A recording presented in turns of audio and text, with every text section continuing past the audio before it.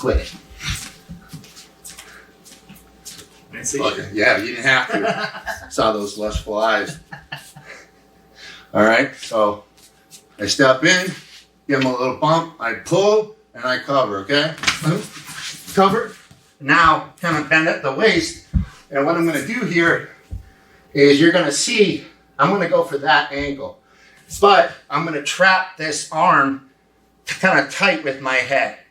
All right? Because I don't want this arm to pull back tight. I'm gonna use this for something. So what happens here is I bend and I'm gonna drive and pick. So I'm driving his weight onto his foot, okay? And I'm driving, picking, and I pick him down, okay? And I don't be in a hurry to let go of this, all right? Now from here, I'm going to adjust my shoulder. I'm gonna get off this knee and rotate my hips and shift the weight back to him. Pinch, lock my darts, and get the tap. Okay? And you can finish how you like. All right? You can finish how you like. We'll do that again. Okay?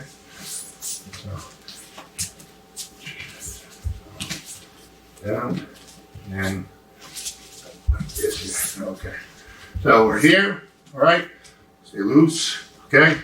We're starting to play the game, we're moving, boom, I step in, hula hoop, move away, catch, drive, and here we go. Pull that nice and tight, get your arm in, so let it pinch your elbows, don't relax. Turn, lock, come in, finish. A lot of times I kind of sprawl. And I just do the goose. I've covered it in other instructionals. I don't know which one, but 2-3. Let's go here, hand up, and yeah, 2-4, 2x4. Not 3. Okay, I need to do it again. Yeah.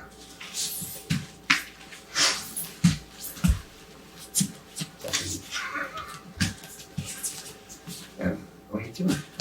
All right. So hula hoop, bump, pull, smack. Okay. Boom. Playing in. Move out the way. Catch. Drive. Run. Lock. In. Finish. Notice I use my feet. Shuffle. And get the finish.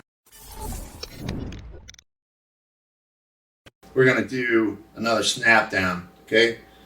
But this I want to point out something with a technique I covered previously. You have to give me a little breather here. That's probably gonna happen a couple of times. When I get this snap and I want that ankle pick, so he's kind of forward here. Most of the time we're kind of lower, but I want his leg to move. Usually what you do, you circle, and when he follows you, that's when you shift your weight back. So basically, if I want this ankle and or whatever, I'm here and I start coming this way, he makes that step, then I drive back and hit that pick. So if you're having problems with when you're doing these picks and the leg's not there, that's my fault. I just spaced out. Circle away, get him to follow you, and then do a quick adjustment with your body and drive. Don't drop to your knees. Like pick, drive, and then come down to the mat. Okay? So that's when I want to point that out on a previous technique.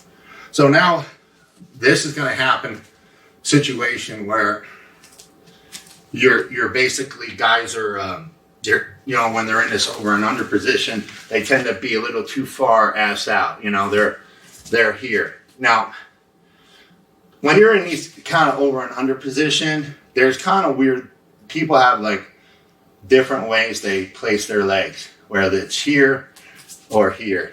Now, my time training with Daryl Christian, he was real adamant about a lot of this. If you ever get to train with him, he's a million times better than me at this shit. So or any of these coaches, you know, you can get a lot of details from them on these stuff, and it matters.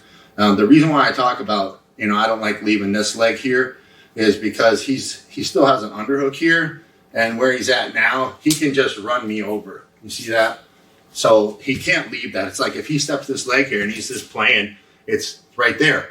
You know, it's not going to take much for me to just drop and hook.